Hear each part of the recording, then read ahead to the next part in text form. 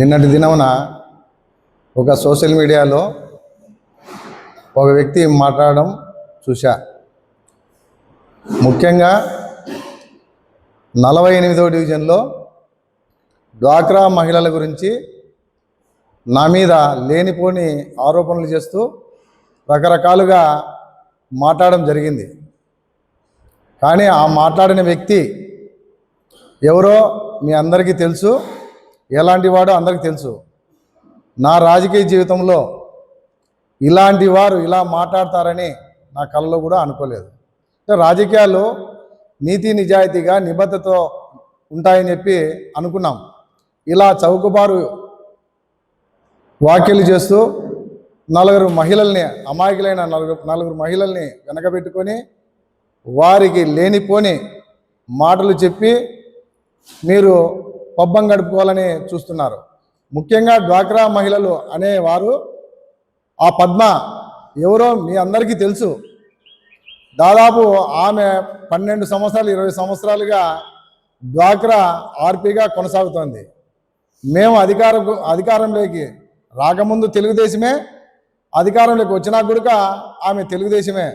మాకు ఎప్పటికీ ఆమె యాంటీగానే పనిచేసింది తప్ప మాకు అనుకూలంగా కానీ మేము ఆమెను అనుకూలంగా మలుచుకోవడం కానీ ఎప్పటికీ జరగలే. ఎట్లంటే మేము నీతి నిజాయితీగా పాలన అందించినాం, మేము సర్వీస్ చేసినాం. మీలాగా డ్వాక్రా మహిళలను బెదిరించి వారితో అంతో ఇంతో దండుకోవాలని చూసి అది బెడిసి కొట్టే లోపల ప్లేట్ ఫిరాయించి ఆ విషయం నాపైకి నెట్టాలని చూస్తున్నారు. ప్రజలు అన్నీ గమనిస్తున్నారు.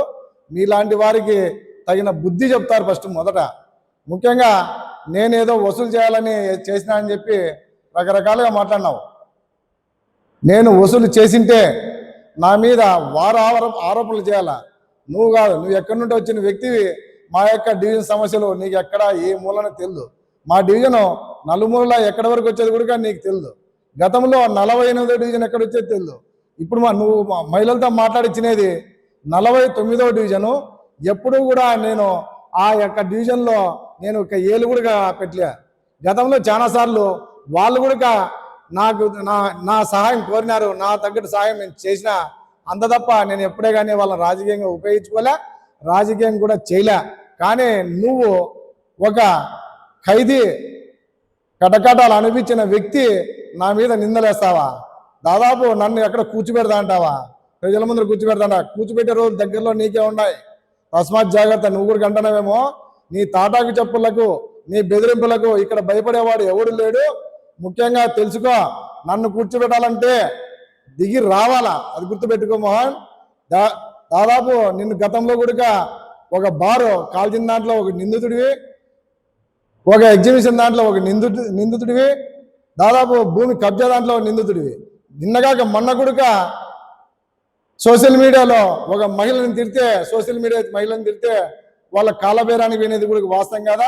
నిన్నగాక మొన్న నీ ఇంట్లో వాళ్ళు నీ యొక్క పార్టీ వ్యక్తి దగ్గరికి పోయి, అన్నా మేమేం చేయలేదు, మమ్మల్ని మా మీద కక్ష పెట్టుకోవద్దని చెప్పి నువ్వు కాలబేరానికి పంపించలేదా మీ ఇంట్లో వాళ్ళని? నా మీద నిందలేసేది, నన్ను కూర్చోబెడతా అంటావా? నిన్న ఆల్రెడీగా కటకటాల్లో డ్రాయర్తో నిలబెట్టి ముసుగేసి నిలబెట్టినది నన్ను కాదు, నిన్ను. నా జీవితంలో ఎప్పుడే కానీ ఇల్లీగల్ వ్యవహారం కానీ కాంట్రవర్సీ కానీ ఎక్కడా నేను తలదూర్చలే. ముఖ్యంగా చాలాసార్లు చెప్పినా నీకు కూడా, నేను నీతి నిజాయితీతో చేస్తా, నిబద్ధత చేస్తా. నేను ఏ పార్టీలో గతంలో కమ్యూనిస్ట్ పార్టీలో నీతి నిజాయితీగా తరిమల నాగిరెడ్డి ఆశయాలు పునికి పుచ్చుకున్న వ్యక్తిగా, కామ్రేడ్ పెద్దన్న గారు అడుగుజాడల్లో నీతి నిజాయితీగా చేసిన వ్యక్తిగా నేను చెప్తున్నా. ముఖ్యంగా నాకు అవినీతి అక్రమాలు నాకు అవసరమే లేదు. ఆ అవినీతి అక్రమాలు చేయడానికే నువ్వు పొద్దున్న లేస్తే సందకాడ వరకు ఎక్కడ స్థలాలు ఉన్నాయి, ఎక్కడ ఖాళీలు ఉన్నాయి, ఏం చేయాలని చెప్పి రోజు తిరుగుతూ నీ చెంచాలని తాపి అల్లర్లు సృష్టించాలని చూస్తున్నావు. ప్రజలు కూడా నేను చెప్తున్నా, మా డివిజన్లో కొంతమంది అమాయకమైన ప్రజలకి మీకు ఒకటే చెప్తున్నా, ప్రజలారా, ఆ యొక్క వ్యక్తి నేర చరిత్ర గతంలో చూసినారు. దాదాపు 2-3 నెలల కిందట జైలు జీవితం అనిపించి ఈరోజు బెయిల్ పైన తిరుగుతూ అందరినీ భయభ్రాంతులు చేయాలని చూస్తున్నాడు. తస్మాత్ జాగ్రత్త. నేను కూడా చెప్తున్నా, నీ తాటాకు చెప్పలకి భయపడే వ్యక్తి కాదు. ఇట్లా వాళ్ళని చాలా మందిని చూసినా నీ అట్లా వాళ్ళని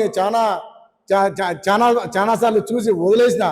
ముఖ్యంగా నువ్వు సోషల్ సర్వీస్ చేసేవాడివైతే రాత్రి 9 గంటల వరకు వాకింగ్ చేస్తా అంటే భయపడుతున్నారు నువ్వు రోడ్లో నిలబడతంటే ఎవరు ఇతను అని. అలాంటి వ్యక్తి నీ క్యారెక్టర్. నా క్యారెక్టర్ అట్లాంటిది కాదు. నేను నీతి నిజాయితీతో నిబద్ధతతో చేసిన వ్యక్తిగా నేను హెచ్చరిస్తున్నా. నెక్స్ట్ ఇదే విషయాలే నా మీద అవాకులు చవాకులు పేలితే ఆ పరిణామం తీవ్రంగా ఉంటుందని చెప్పి హెచ్చరిస్తున్నా. గతంలో కూడా చెప్పిన ఏదో ఎమ్మెల్యే గారి మీద మేము ఏదో చేసినామో, మా యొక్క అనంత వెంకటరామరెడ్డి గారు ఏదో నన్ను ఉసివెలుకు వాళ్ళ దగ్గర పంపించినారు అని చౌకబారు విషయాలు, చౌకబారు వార్తలు మీకే చెల్లుతాయి. నేను ఆ డ్వాక్రా మహిళా సంఘాల జోలికి కానీ డ్వాక్రా సంఘాల విషయాలకు కానీ ఎప్పుడూ పోయే వ్యక్తిని కాదు. వారు అవిసాట్లు వాళ్ళు ఏదో పడమని చెప్పి వచ్చేవాడిని తప్ప వాళ్ళ వ్యవహారాల్లో ఎప్పుడూ నేను తలదూర్చలే. మొన్న కూడా నేను ఎస్ఐఆర్ సర్వీస్ అప్లికేషన్లు ఇవ్వడానికి పోతే సచివాలయంలో అక్కడుండే వ్యక్తి అంటే ఆ మహిళలు భర్తలు వాళ్ళ పిల్లలు బయట నిలబడితే ఏమైనా ఇక్కడ నిలబడినామని చెప్తే మేమన్నా మా డ్వాక్రా మా డబ్బులు చోరీ అయినా మా ఆర్పీ చేసింది, మేము బయట ఉన్నాం, మమ్మల్ని రానిలేదు ఆమె, మేమే ఆడిట్ చేస్తున్నామని చెప్తే అదెట్లయితుందయ్యా మీరు రాని పదారండి అని చెప్పి పోయి 2 నిమిషాలు మాట్లాడినా. ఏం మాట్లాడినా, అమ్మా సామరస్యంగా చేసుకోండి, కొట్లాడద్దండి, వాళ్ళు కష్టపడిన డబ్బు వాళ్ళ డబ్బు వృధా కాకూడదు, అది చాలా పాపం, తింటే వాళ్ళ డబ్బు వాళ్ళు ఇప్పించే విధంగా మీరు సహాయం చేయండి అని చెప్పి ఆ మాట తిరిగి వచ్చినాను తప్ప నెక్స్ట్ వాళ్ళ విషయాల్లో కానీ వాళ్ళ జోక్యంలో కానీ నేను తల దూర్చలే. ముఖ్యంగా నా మీద ఏదో నన్ను బ్లేమ్ చేయాలని చాలా సార్లు పడుతున్నావు. నన్ను బ్లేమ్ చేయాలంటే నా ప్రజలు బ్లేమ్ చేయాలా, నువ్వు కాదు. నీ అట్లా జైలు జీవితం అనుభవించిన వ్యక్తి నన్ను బ్లేమ్ చేసేదానికి నీ చేత కాదు. ముఖ్యంగా చెప్తున్నా, నా ప్రజలే నాకు దేవుళ్ళు.